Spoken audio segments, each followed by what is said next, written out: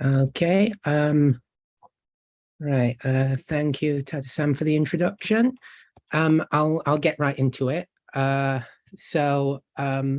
talking about coarse notions of curvature. But I guess the real underlying theme of the talk is that there are a whole variety of different notions of curvature, and you should apply the notion of curvature that is best suited to your context.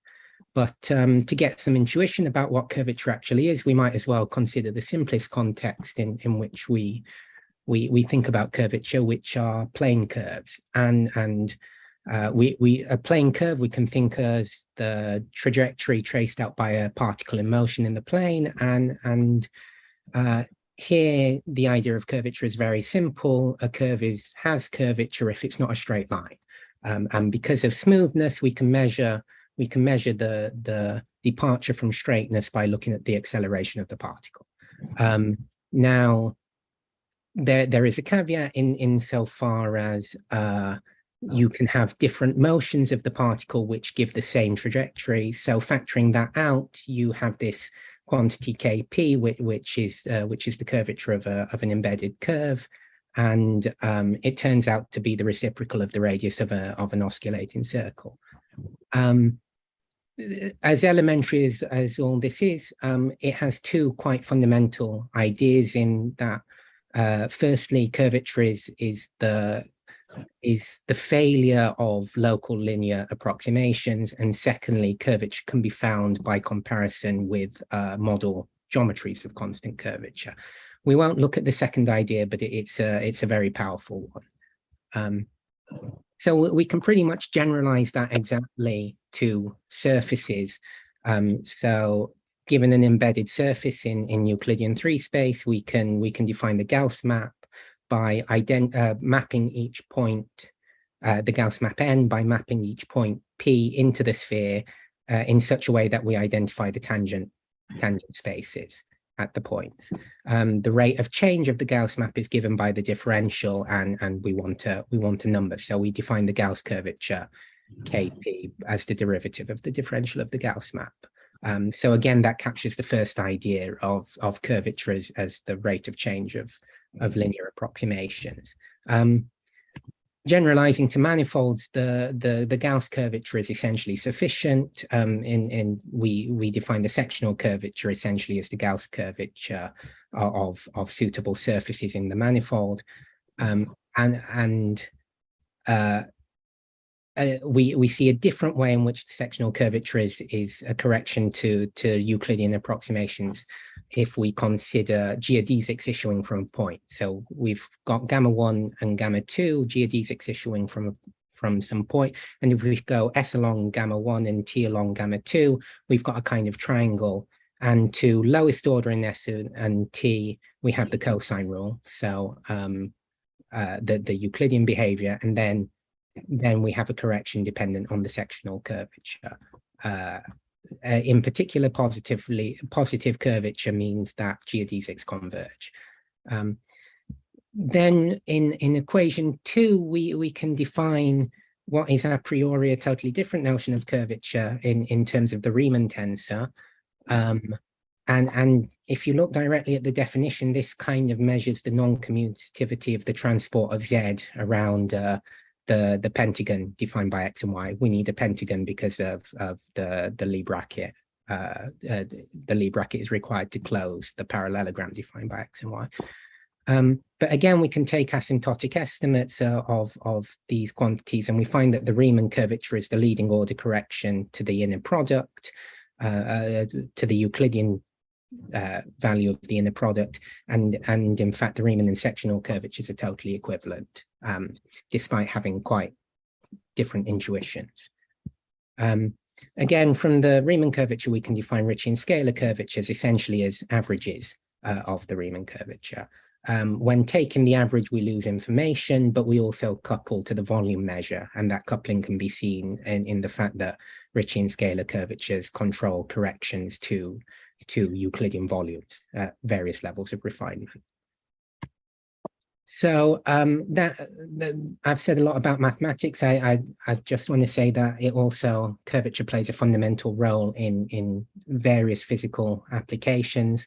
I've given some examples which probably say more about my background than the actual applications of curvature in physics, but the most famous is the fact that the dynamics of Einstein gravity are determined essentially totally by curvature. So that's all very nice and very classical, but there are various contexts in which we might want to generalize the notion of curvature to spaces of much reduced regularity. And just as an example, I might mention the singularity theorems of Hawking and Penrose, which won Penrose the Nobel Prize a couple of years ago.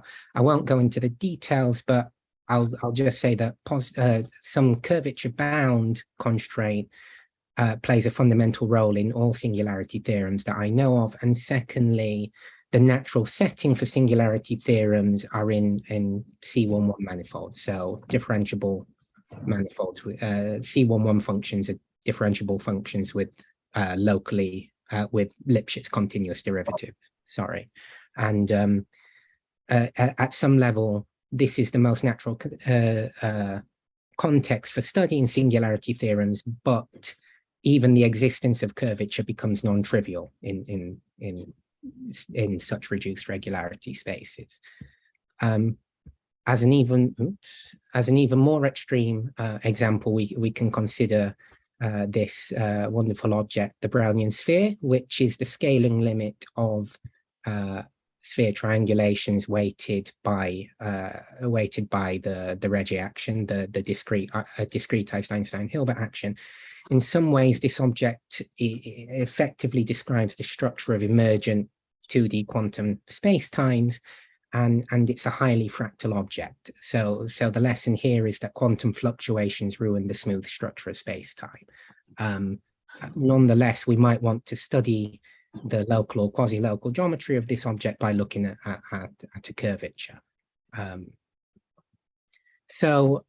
One recent context where we have a rich theory of coarse, Ricci curvature is developed is optimal transport theory. Now, this goes back a long time, back to Gaspard Monge in the French Revolution. Was working on this stuff, but the Leonid Kantorovich, the inventor of linear programming and Soviet economist, also made fundamental contributions.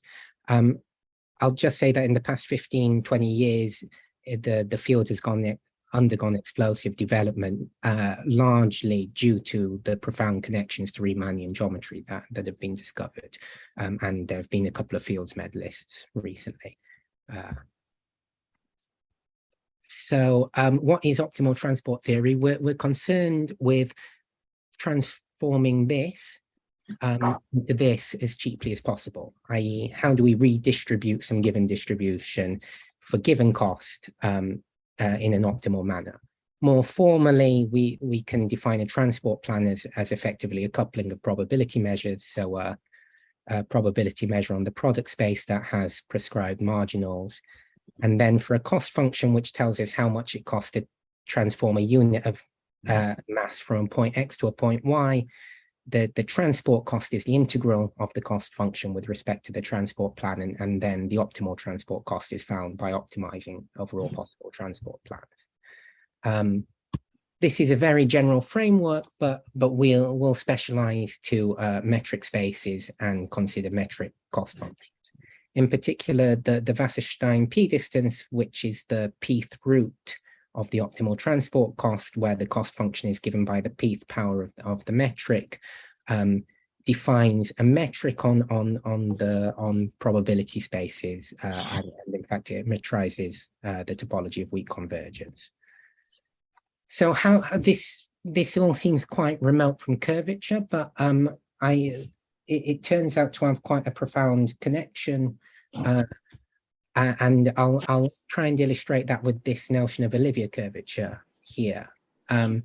So we can consider a manifold and 2 points x and y in the manifold, and they're separated by a distance delta along this geodesic gamma. And we can consider the uniform measures mu epsilon x and mu epsilon y defined on the epsilon balls. at x and y respectively.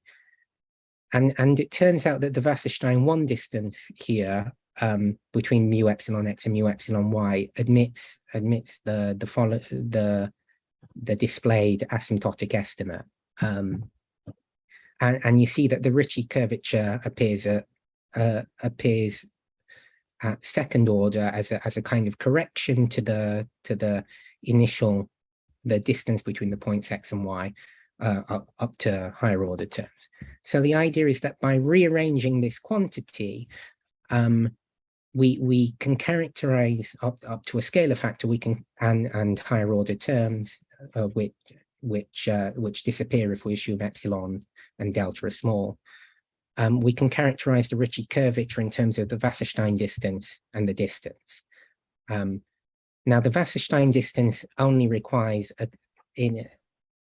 all we require to define the Wasserstein distance is a canonical measure at each point. So we've effectively got a definition of curvature, the Olivier curvature, in arbitrary metric measures, arbitrary metric measure spaces. So metric spaces with in this case a measure at each point, not just a single measure. Now, metric measure space is a much broader class of spaces than smooth manifolds, and we can even define the Olivier curvature on discrete spaces such as networks. And I've listed some applications. So there are community detection algorithms based on the Olivier curvature. I've also done some work on the emergence of geometry in network models through a formal analog of quantum gravity, using the Olivier curvature, and there are also various convergence results that show that in suitable context, the Olivier curvature will converge to the Ricci curvature of a manifold. Now,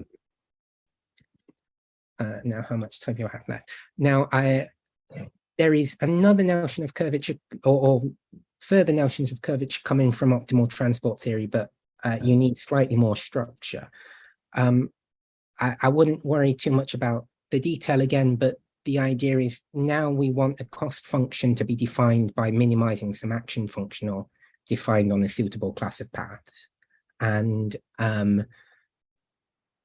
a dynamic, we have a kind of continuous version of optimal transport by defining a dynamical coupling between two probability measures, mu and nu, as a random curve with the endpoints distributed according to mu and nu respectively. So we pick a curve at random, and the probability that its first point is in some set is the measure of that set with respect to mu, and the probability that the final point is in some set is the measure of that set with respect to mu. It turns out that effectively, again, the only point that really matters is the last one. If we've got a metric space, a curve of measures in the probability space is a geodesic with respect to the Wasserstein distance, if and only if it's the lift of a family of geodesics of random.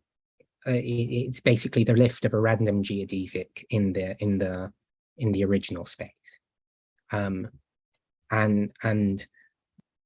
in this way, what you have is that again, there is very little obvious intuition for this, but you can characterize lower bounds in the Ricci curvature by saying that an entropy functional satisfies a slightly deformed notion of convexity, where the entropy is a functional on the space of probability measures.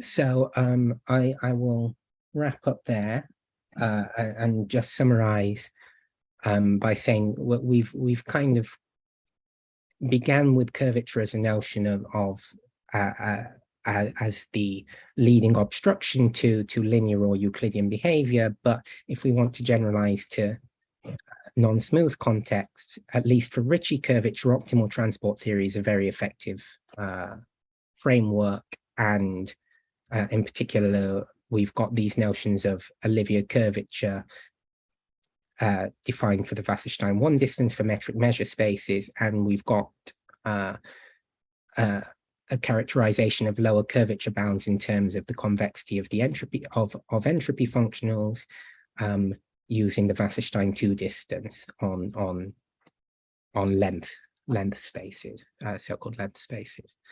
Right, thank you.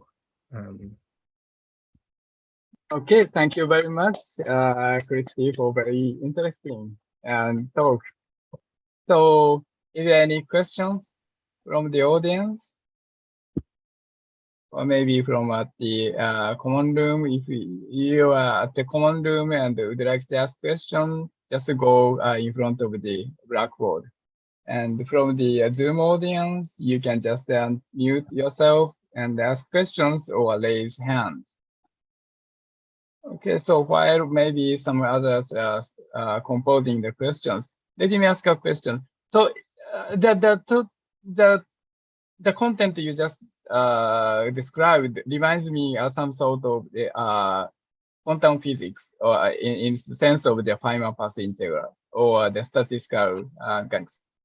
Is there any connection is known for this quantum theory or statistical mechanics?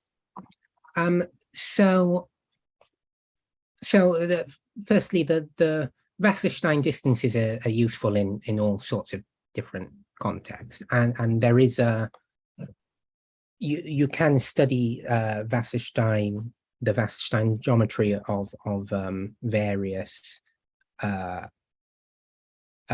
quantum quantum spaces of quantum states. No one, as far as I know, has directly formulated things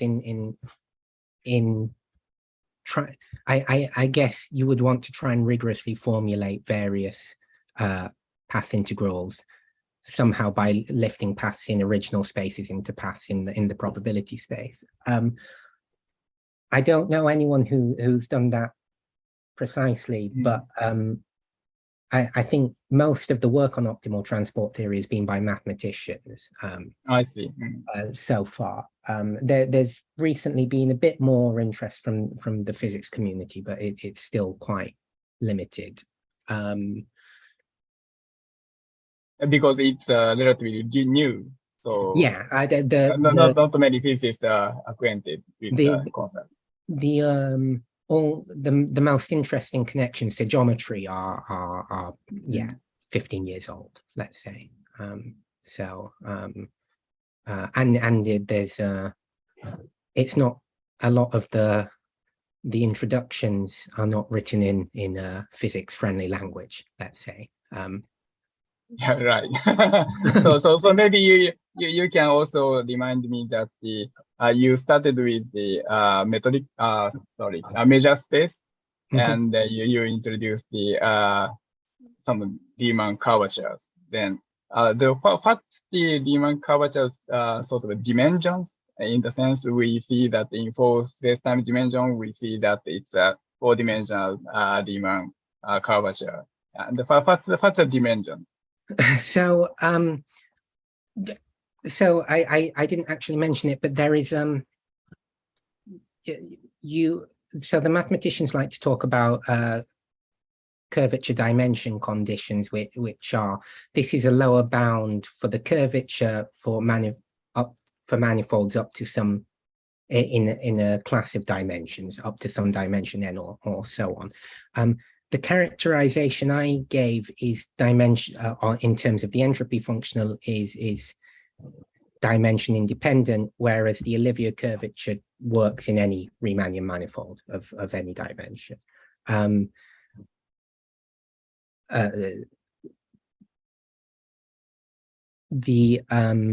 But you can have there are more refined notions based on more involved deformations of the convexity of suitable functionals that narrow down the kind of the class of dimensions of manifolds for which the lower bound applies, if that answers your question. Oh, okay. So, all right, maybe we should have some specific seminar or something like that, which I'd like to attend. But you just described very beautifully in very short time frame. So thank you very much. So, is there any other questions from the audience? Can I Yes. Yeah, we are seeing you. Yes. Turn around, Hasa-san. Yeah, it's counterintuitive. Yeah. I know. Yeah. So just a elementary question, but in the first part of the talk, you showed fractal surface in 2D. The Gauss map and the Gauss curvature diagram. The beautiful, the fractal curve. And I'm just wondering how to define the curvature in this singular, the Brownian sphere, sorry, Jimmy. Yeah, I'll try and share my this one. Yeah, this one. Yeah. That one. Yeah. Okay. Can you define the curvature? Again, okay, this was a bit of a red herring because I said it'd be nice to have a notion of curvature on this object, and no one, again, I don't know anyone who's defined it yet. The way this is defined is you take a triangulation of the sphere, and for triangulations you do have a notion of curvature defined by the Regge calculus, which is basically you count the number of triangles around a point, and if you've got curvature, then the number of triangles is not 6, because you don't have 360 degrees everywhere. Then you take the scaling limit of these triangulations weighted according to the Regge action, and the mathematically rigorous construction of this is known as a Brownian sphere.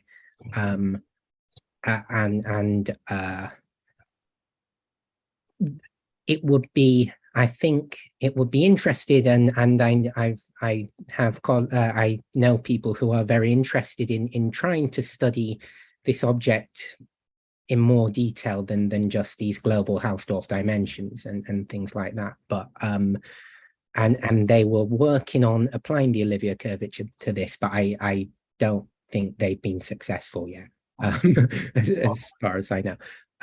However, it is a metric measure space, and the notion of Olivier curvature does apply. Whether the Olivier curvature is of any interest, I couldn't say. Okay, thank you. If I may, I want to ask one more question about this. What's first time distance and then reach curvature? You have some relation. Sorry, I didn't hear that. I'd like to have another question about the what was the distance? Wasserstein distance? Wasserstein distance, yeah. Yeah, and its relation to the reach curvature. You showed some formula. Yeah. Delta bracket 1 minus something. Yeah, that. Yeah, that's right. If you go to the higher order in epsilon, for example, do you see some other type of curvature or something? So I don't know what you see, because I've never tried to calculate the coefficients when you go higher up, and I don't know anyone who has. I think just generally you wouldn't call it a curvature, because typically you kind of reserve the name of curvature to the first modification of delta, but it might well be some power of the curve. So all of these asymptotic estimates are obtained from Jacobi, from the Jacobi equation. So probably higher order terms will be powers of the curvature at some level, or derivatives of the curvature. I